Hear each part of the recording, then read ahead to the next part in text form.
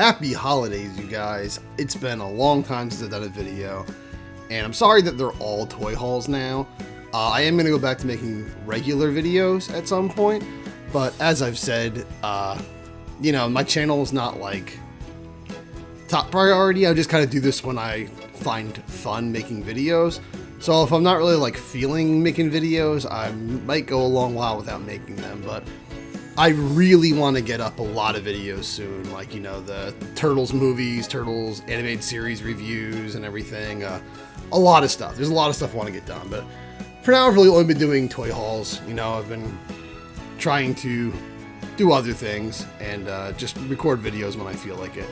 But I got a decent number of toys, so I figured I'd show them off. So most of this haul is going to be Turtles, which I mean is most of this channel anyway. But let's dive right in. We got a lot of NECA. We only got one Super 7. I'm supposed to be getting Mondo and Muckman in the mail as well, but I've only gotten one from set 4. I'm still waiting for Mondo and Muckman. I don't know why they're taking a little longer. Unfortunately, I did not pre-order Casey. That was before I was pre-ordering the entire waves of the Super 7 Ultimates. I started with Wave 5. I was very late to the game with that. And then Wave 6, I just didn't have enough money to even pre-order it. So I don't have any of the Wave 6 pre-ordered yet. So let's just dive right in with the NECA Toon ones. I was going to say I thought I would have Antrax and Scumbug by this time because they said Q4 2021 all year in the email. But they just recently changed it to Q1 2022. So I'm guessing there was like complications with them. So that's cool. So I don't have Antrax and Scumbug, but we do have a lot of other ones. These ones I all got in the mail. This was nice because this toy haul, I spent like no money recently on this stuff. First off, we got the Mutagen Man and Ace Duck 2-pack. I do have to say, unfortunately, this 2-pack was my least favorite NECA 2-pack I've owned so far. I don't own the April. The April is the ugliest figure. But this is my least favorite one I've owned. A lot of these plugs, for one, on his suit don't actually plug into the bulb correctly. Then also taking Mutagen Man out of the package, the little thing that sticks off here broke. Like, it snapped. It was so brittle. It was just, I couldn't even tell. Maybe it was broken already in the box, but I took him out and it was instantly off when I pulled him out. And that's really a bummer, because even though I didn't spend any money recently, it's like about half a year ago, I spent probably like 50, 60 bucks on this 2-pack. So that's really a bummer that he was broken already from the start. So in general, I'm not a huge fan of the Mutagen Man figure. It's cool. It looks cool. I do think the colors are a little pale. I think the pinks could have been a little brighter. And I don't know, he's just so brittle and everything, just like the little like overlay doesn't really plug in correctly and stuff.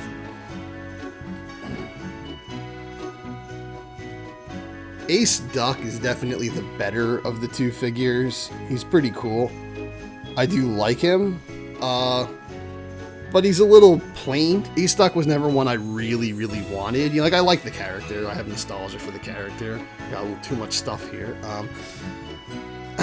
But he's not like my favorite Turtles character, especially when it comes to the Toon line, because it's like he didn't do anything in the cartoon. He was just a character on a TV screen, so that's a little lame, but he's still a pretty nice figure. I don't like the way they did the elbows here. They did this with like the movie Casey, and they did it with the Pizza Monster and stuff, where like their bicep is like a top layer, then there's a thinner under layer of arm, then the wrist is another like top layer, and it's like there's this little thin arm hidden underneath pieces of these fat arms, and it's just weird. It's like it looks like they're just chopped to pieces and put back together. It doesn't look very good. It's not very appealing. He's a very standard figure. I'm pretty sure he's made out of a lot of Vernon's parts too. It's just he was kind of like not underwhelming, but I wasn't really looking forward to him to begin with, and then Mutagen Man was legitimately a disappointing figure. I really did not like that figure. That was like my least favorite one so far. So that 2-pack was a bit of a bummer. But a better 2-pack is the Wingnut and Screwloose one. I'm not going to bring them here. I'm just going to show footage of them because I have them hanging up looking like they're flying. I'm not using that abysmal flight stand that came with Screwloose because NECA's flight stands are just, they're over-designed, they're big, they're clunky, they're ugly, they don't hold the figures very well. And the diagonal weird peg is just, I don't know what they were thinking when they designed that thing. I hate NECA flight stands. So I just hung them like this and they work perfectly fine. These figures are amazing. I was not expecting to like them as much as I did. It took me a while to find them. When I finally hunted them down, I was so satisfied with these figures. These are absolutely awesome, and I love having a proper screw loose figure with articulation and paint finally. I've waited my whole life for this thing. These are definitely winners. Also winners are Ground Chuck and Dirtbag. I found these guys before Wingnut and Screw Loose. These are massive, bulky figures. You know, some of the paint is a little sloppy on my my Ground Chuck. That's something I didn't say about actually Mutagen Man and A-Stock, because A-Stock had so much paint chipping, and there's just kind of like little like flaws here and there in the paint. But yeah, there's a little bit of paint wear in here, and you know, some of the white is a little dull looking. It's just kind of like they could have done a better way of emulating metal. But the paint on like the spikes over here and stuff is really sloppily applied. But he's an awesome figure. The sculpt is really nice. I like that they actually sculpted the fur on him, the hair, because they weren't really doing that at first in the Toon line, and now I've seen like from the Usagi prototype that they're doing that, and for these guys they did it. And this is an awesome, big, beefy figure. I know I can't really show anything with my setup here, my holiday setup, but wanted to get it in one video. I have my whole room done up with like all my action figures are wearing Christmas clothes. But yeah, Ground Chuck is awesome, but even more so, I love Dirtbag. Oops, dropped his shovel. Now, this is only half the figure. He does have legs. They're just in a closet somewhere for mine, because I actually like displaying him with this cool little option where he's like tunneling out of the ground. And you have a dirt pile around him, a dirt mound. I think that's a really cool idea. I like to like break up the monotony of my display, so it's not just characters standing around. I like to have some crouching and some in jumping poses and action poses. So I like having one guy like coming out of the ground. It makes it nice where you can see guys behind him and everything. Yeah, it's a really cool figure. I actually really like Dirtbag. I think he's the one of the best ones they've put out, probably in the whole line. Him and Ground Chuck are really good. And that was my bad, actually, because I forgot to mention Wingnut, Screw Loose, Ground Chuck, and Dirtbag I did buy now, so I did spend some money. Those weren't pre-orders. But A-Stock and Mutagen Man, Anthrax and Scumbug, and this guy, the Pizza Monster, were all pre-orders that I just got in the mail that I was waiting for. This guy is really cool. I was actually not expecting to like this guy as much as I did. I really like his style pose hands. His action hands are just really menacing. You get a lot of good poses out of him with the articulated jaw and everything, and he's just massive. He's really cool. I really wish we got like a vintage style figure of him. We never did. But this is the kind of stuff I want to see from the NECA Toon line. I want to see characters who looked drastically different in the cartoon than they did in the toy line, or characters who never appeared in the toy line at all. So we can get some of those unique figures that I've been wanting since I was a kid. Because, I mean, Ground Chuck and Dirtbag are cool figures, and I was kind of not interested in them at first. Actually, it's like only after I got them that I started to like the figures more. Because initially, it's like they just look like less cool versions of the vintage action figures. I'd rather see unique characters, like, you know, I want Ray, the version of Ray Fillet from the cartoon, or Mona Lisa, or original characters that we didn't get in the toy line, like Zack the Fifth Turtle, or Dirk Savage, or Rex 1 or something, or the Pizza Monster. So these are awesome. I really like the box it comes into. We got the package right here, and I love that this image is not only a recreation of the scene from Aliens where, you know, Newt is in the water and the alien's behind her, but they also have the, was that the Army tube? I don't think it's the Party tube. I think it's the Army tube from the original Playmates toy line that Mikey's in. So that's pretty cool. It's like a shout out to two things. So I like that. And speaking of stuff that came in the mail, we're going to move on to Super 7. We finally got the best turtle. We got Donatello. He looks awesome. At first, I didn't know how I felt about this head sculpt because it looked kind of small compared to his other head, and I was having trouble getting it on the body. It wasn't really fitting on the neck. But once I got it on, now I really like the way it looks. It almost looks like he's like thinking. It makes him look like more of like the level-headed, serious, smart turtle brother. So I really like this look, this kind of like deep in thought, serious Donatello look. I like having the varied looks too. Like I used The only one I didn't use the new head on my display is Leonardo, because he looked really angry, and I wanted Raph to be the really angry one. And I used the smiling face for Mike, because he's the party dude. I used the serious thinking face for Donnie, because he's the brains. I used the rageful face with Raph, and I used the more like kind of serious stoic face for Leonardo, because I didn't want Leonardo to be raging too. That's Raph's thing, so... but yeah, this Donnie is awesome. I kind of wish the bow staff was longer. His bow staff's kind of small. But in general, he's really cool. I really like him. He was worth the wait. My favorite turtle. I always loved this color scheme, like the brown skin with the purple bandanas. Very happy to finally have all 4 turtles. I am looking forward to all the variants that are coming up, like Mike the Sewer Surfer and Leo the Sewer Samurai and stuff, and Undercover Raph they did instead of Undercover Don, which is like kind of unfair. Don got the short end of the bow staff again, but they just did that because they can make it out of the regular Raph figure as opposed to having to make a new Undercover Don figure. But to be honest, I was kind of hoping once we got past the 4 turtles, we'd get more unique characters in the line, but it seems like with every wave, we are going to get one of the 4 turtles in some form or another, so... It's cool, but I would rather some waves with completely unique characters. But talking about completely unique things, let's move on to things that aren't Teenage Mutant Ninja Turtles. Now, I've been very casually on and off with, Masters Origins from Mattel. I've been wanting to get more of the line, but I just haven't really been collecting it hardcore, and they're so hard to find when the new ones come out.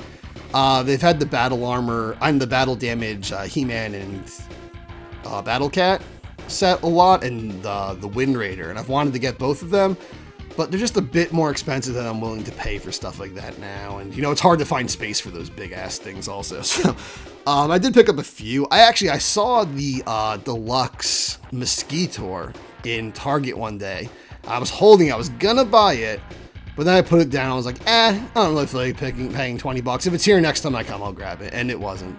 I should have grabbed Mosquitor. I'm actually like kind of regretting not getting Mosquitor, but anyway, recently I found Faker, which is cool because I actually don't own the vintage Faker, so it's nice to own some sort of Faker. He's not my favorite character. I know he's a really popular one. He's not my favorite though because I just never really liked that like negative dark version of the main character, but I mean, he's classic. You gotta love Faker. The color scheme is awesome, the blue and orange, and also it is nice to have him in Origins. I also got Fisto, who's another classic character. They just released Jitsu. Some people are finding him in stores. I can't wait to get him because Jitsu was always way cooler than Fisto. I'm sorry, but not only did he have the vac metal hand, but he just looked more badass. You know, Fisto, like, he's cool, but he's just Fisto. I don't know. Make your fist jokes here. And the coolest one I got, the one I was really hoping to get that I didn't think I would find, is the Lords of Power Merman. Lords of Power, I mean, most people who are into Masters know what that is, but that was the working title for Masters of the Universe. That was like, you know, pre-release Masters of the Universe. This is how Merman was going to look in the line at first. And for anyone who remembers, in the vintage cross-sells on the back of the packages, that's the way he looked. That's the way the artwork portrayed Merman, is looking like this, with this this funky face design. Honestly, I think it's a better face design than we got in the vintage toy. The vintage toy looks pretty weird. He doesn't look like a merman at all. He looks like an owl. So I was really glad to get this. This is really cool. I want some more of the Lords of Power ones, but this is probably the Lords of Power one I wanted the most. I've always thought Merman was a really cool looking character. He's just cool.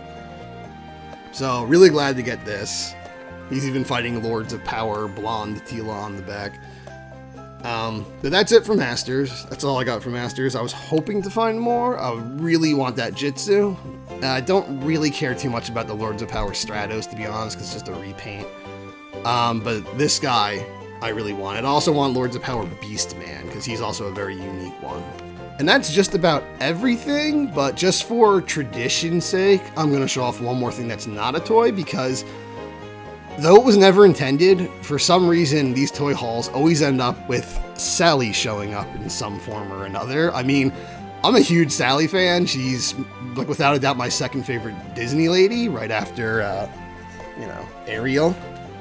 But I never really intend to be like a Sally collector, but I just happen to always find really nice Sally merchandise. Like, Jack merchandise is usually not very good. It's just like, I love Jack, but he's essentially just a stick figure, so usually the merchandise looks awkward or it's just kind of lacking. It doesn't feel worth the price. And Oogie Boogie stuff's rare, but usually when you find it, it's awesome, but it's expensive and all. But Sally's that nice little, like, middle area. And I was in a thrift store I go to recently, and I found, for $3, this snow globe of Sally. $3, I couldn't say no. Like, it's a nice looking thing. It's from, like, the early 2000s, I think. And she's missing a foot, as you can probably see, which technically for Sally, is canonically okay, because she can take her feet off. But I would like to maybe somehow, at some point, get some Sculpey and kind of put my own foot on there or something. I like the little tiny feet she already has. They're pretty adorable. Something to notice about this Sally, though, I mean, like, let's be honest, it's probably one of the reasons I grabbed it, is this Sally is dummy thick. Like, I don't know. When they sculpted this Sally, Jesus, she is stacked. I don't know if it's coming through on the camera, but, like, itty bitty waist, everything below is huge. So yeah, it's a nice Sally. If you look at her from above, weirdly her eyes look kind of crooked, but if you look at her normally, they look fine. But it's a snow globe. She gets a little glittery over here over the pot. But I figured might as well grab her, even though it's a very Halloweenish thing. I don't think of Nightmare Before Christmas as a Christmas movie. I think of it as a Halloween movie. I know it's a big debate, but it takes place before Halloween and Christmas. So you get the hype for both holidays, where if you watch it after Halloween, it's kind of depressing because Halloween's over and it's like, oh, I miss Halloween. And like all the characters, except for Santa, all the main characters are Halloween characters. It takes place in Halloween Town. It's the main setting. The main character is the king of Halloween Town. It opens up with a song called This Is Halloween. It's a freaking Halloween movie. It's got a Tim Burton art style. Like, it is Halloween. Inside and out. That is the Halloween movie. So for me, it's not Christmas. So it feels weird showing off this Sally in a Christmas themed kind of video, but whatever. I just happened to get it. So there's the dummy thick Sally and all the turtles I got and the Masters Origins, and I hope you enjoyed it, and I hope you have a wonderful, wonderful holiday season, even though this might go up after it's over. Hopefully not. Hopefully I get it up on time. Regardless, have a great time, and Happy New Year. Do all the liking and subscribing and the sharing and the bell stuff.